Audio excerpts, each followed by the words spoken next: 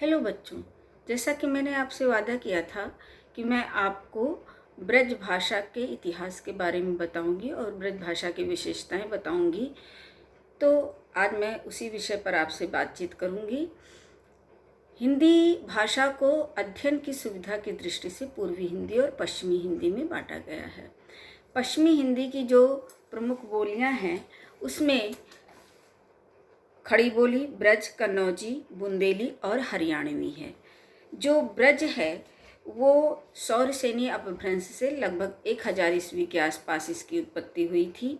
ब्रज का अगर हम शाब्दिक अर्थ लेना चाहें तो पशुओं या गायों का समूह या चारागाह कह सकते हैं।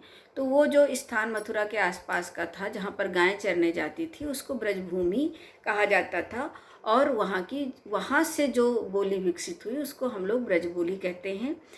आज ब्रज बोली ब्रज भाषा के रूप में परिष्कृत हो चुकी है और इसके अंतर्गत स्वयं 2-3 बोलियां आती हैं जो स्थानीय प्रभाव के कारण जिनका थोड़ा थोड़ा स्वरूप परिवर्तित हो गया है। जैसे कन्नौजी मिश्रित ब्रज को हम लोग अंतर्वेदी कहते हैं। नैनीताल में जो बोली जाती है उसको हम लोग भुक्सा कहते हैं। ग्वालियर, धौलपुर और जो जयपुर, पूर्वी जयपुर है, वहाँ पर जो बोली जाती है उसको हम लोग डोंगी कहते हैं। गुड़गांव, भरतपुर और करौली में जो बोली जाती है उसको हम लोग जादू बाटी कहते हैं।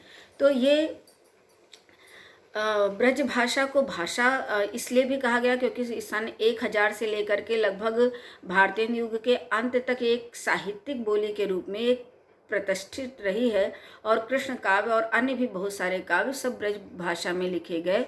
रीतिकालीन ज़्यादातर काव्य ब्रज भाषा में लिखे गए, तो एक बहुत पुष्ट भाषा के रूप में हमारे सामने आई। इसलिए इसको ब्रज बोली के साथ साथ आधुनिक युग तक आते आते इसे अब हम लोग ब्रज भाषा भी कहते हैं।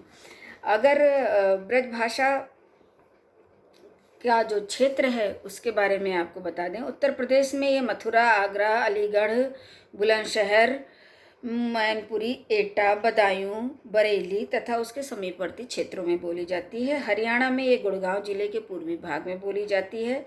राजस्थान में ये भरतपुर, धौलपुर, करौली और जयपुर के पूर्वी भाग में बोली जाती है। मध्य प्रदेश में ग्वालियर के पश्चिमी भाग में ये बोली जाती है। ब्रज भाषा का जो प्रमुख क्षेत्र माना जाएगा वो मथुरा, आगरा और अलीगढ़ ही माना जाएगा, जहाँ पर ये अपने विशुद्ध रूप में बोली जाती है। भरतपुर, जयपुर, करौली में ये बुंदेली और राजस्थानी का प्रभाव इसके ऊपर पड़ जाता है, ये उस तरीके से बोली जाती है। जो ब्रज भाषा का साहित्य अगर हम देखें तो बहुत पुष्ट साहित्य है। 14वीं शताब्दी से ही ब्रज भाषा निरंतर रचना इसमें मिलती है, और इसमें जो प्रमुख कवि हुए हैं सूरदास, कुंभनदास, नाभादास, जो रीतिकालीन सारे कवि हैं, केशवदास और बिहारी, ये सारे ब्रज भाषा के कवि हैं। इनकी रचनाएं हमको मिलती हैं। ब्रज भाषा की अगर हम विशेषताएं देखने चलें जो बहुत महत्वपूर्ण है आपके अध्ययन की सुविधा की दृष्टि से, तो वो हैं ब्रज भाषा में री को छोड़कर हिंदी की सभी स्वर ध्वनियाँ पाई जाती हैं, री नहीं पाया जाता है। लेखन में कभी कभी री ध्वनि के लिए रा या री, रा पर छोटी की मात्रा का उच्चारण होता है। प्राय सभी स्वरों के अनुनासिक रूप भी मिलते हैं, जैसे हंसत, आँखियाँ, नाही, सौह, भौह, सौह करें, भौहन हंसें, देन कहें नटी जाए, आपका बहुत प्रसिद्ध दोहा आपने पढ़ा है। अणा या अड़ा के स्थान पर ना का प्रयोग होता है। जैसे प्रवीण लिखना है तो प्रवीण लिखेंगे, और घोड़ा लिखना है तो घोड़ा लिखेंगे। ब्रज भाषा में ओकारांत की प्रवृत्ति पाई जाती है, जैसे आयो, गयो, भयो, हत्यो, कहो, दूजो, जाऊंगी इत्यादि।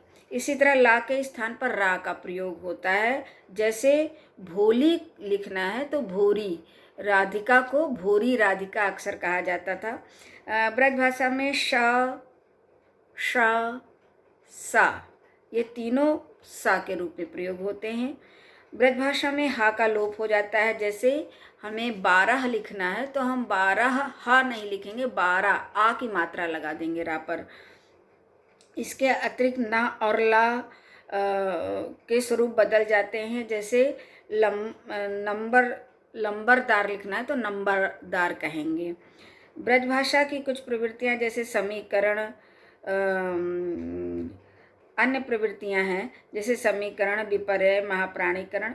तो इसका जो है वो स्वरूप बदलता है। जैसे बादशाह का बादशाह हो जाएगा, है ना। मरता का मत्ता हो जाएगा। विपर्यय में जैसे गरुड़ है तो इसका हो जाएगा गडुड़, और इंसाफ का निसाफ हो जाएगा।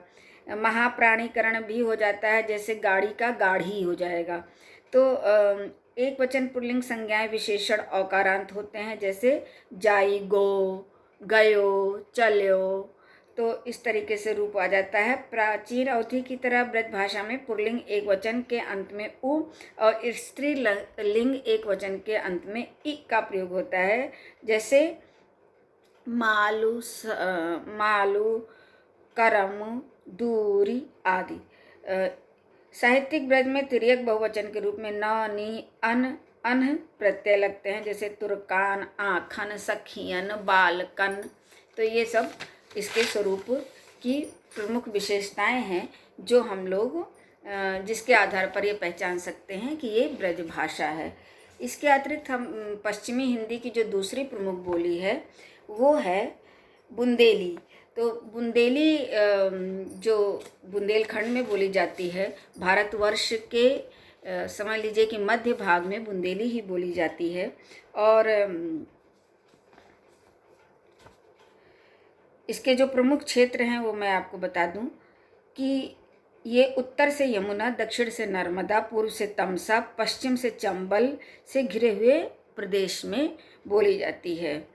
और बुंदेल राजपूतों की प्रधानता के कारण ही इस प्रदेश का नाम बुंदेलखंड पड़ा था।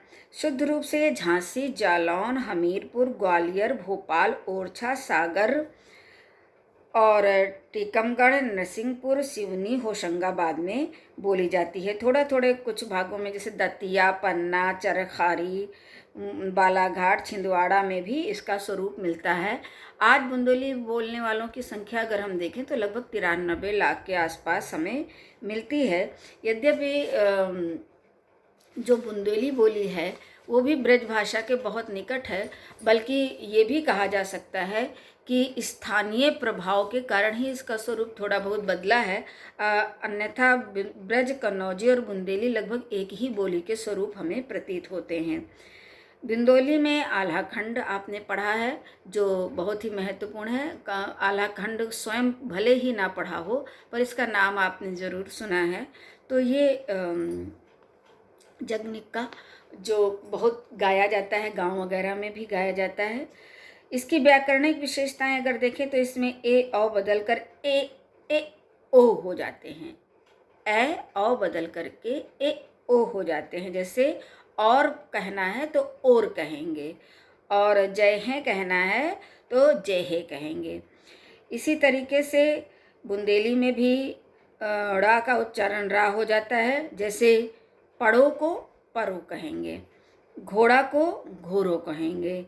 या का ज और वा का बा हो जाता है। जैसे यह का जो कहेंगे, है ना, वह का वो कहेंगे। आ के स्थान पर कभी कभी बुंदेली में इ का प्रयोग होता है, जैसे बराबर को बिरोबर कहेंगे।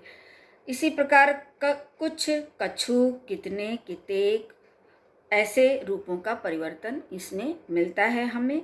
क्रिया के रूप में मैं था, जैसे मान लीजिए भूतकाल है तो जो भूतकाल है हतो, थो, इस तरीके से बदल जाता है बोली में।